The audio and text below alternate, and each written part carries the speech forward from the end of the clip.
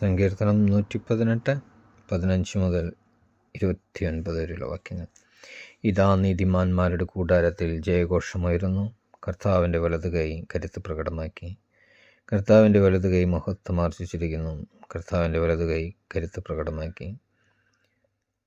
ഞാൻ മരിക്കുകയില്ല, ജീവിക്കും. ഞാൻ കർത്താവിൻ്റെ പ്രവൃത്തികൾ പ്രഘോഷിക്കും.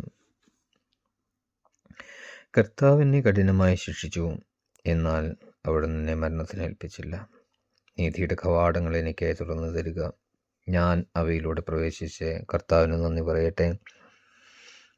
ഇതാണ് കർത്താവിൻ്റെ കവാടം, നീതിമാന്മാർ ഇതിലൂടെ പ്രവേശിക്കുന്നു. അവിടുന്ന് എനിക്ക് ഉത്തരമരുളയും അവിടുന്ന് എൻ്റെ പ്രാർത്ഥന കേട്ട് എന്നെ രക്ഷിച്ചു. ഞാൻ അവിടത്തേക്ക് നന്ദി പറയും. പണിക്കാർ ഉപേക്ഷിച്ച് കളഞ്ഞ കല്ല് മൂലക്കല്ലായി തീർന്നു. ഇത് കർത്താവിൻ്റെ പ്രവൃത്തിയാണ്. ഇത് നമ്മുടെ ദൃഷ്ടിയിൽ വിസ്മയാവഹമായിരിക്കുന്നു. കർത്താവ് ഒരുക്കിയ ദിവസമാണിന്ന്. ഇന്ന് സന്തോഷിച്ചുല്ലസിക്കാം. കർത്താവെ, ഞങ്ങൾ അങ്ങയോട് അപേക്ഷിക്കുന്നു, ഞങ്ങളെ രക്ഷിക്കണമേ.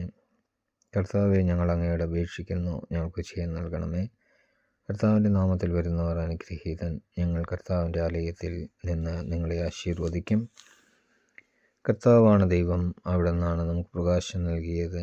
മരച്ചില്ലകളേന്തി പ്രദക്ഷിണം തുടങ്ങുവിൻ. ബലിപീഠത്തിങ്കിലേക്ക് നീങ്ങുവിൻ. അങ്ങാണ് എൻ്റെ ദൈവം, ഞാൻ അങ്ങേക്ക് കൃതജ്ഞ അർപ്പിക്കും. അവിടെ നിന്നാണ് എൻ്റെ ദൈവം, ഞാൻ അങ്ങയെ മഹത്വപ്പെടുത്തും. കർത്താവിന് കൃതജ്ഞ അർപ്പിക്കുവിൻ. അവിടുന്ന് നല്ലവനാണ്. അവിടുത്തെ കാരുണ്യം എന്നേക്കും നിലനിൽക്കുന്നു.